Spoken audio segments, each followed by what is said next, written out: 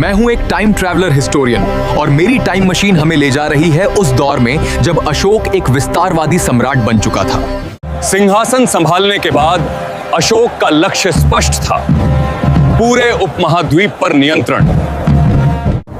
उत्तर पश्चिम से मध्य भारत तक मौर्य सेना लगातार अभियानों में लगी थी।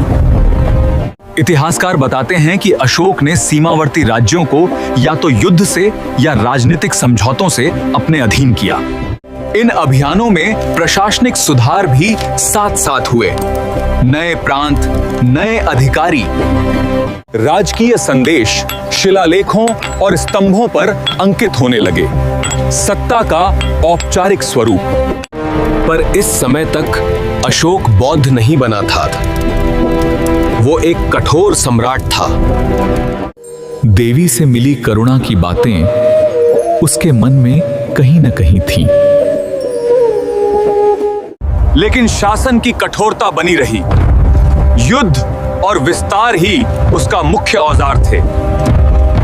और फिर आता है वो मोड़ जिसे इतिहास कलिंग कहेगा। लेकिन इससे पहले कि ये कहानी अक्सर अनसुनी रह जाती है, नेक्स्ट पार्ट में कलिंग युद्ध और अशोक का परिवर्तन।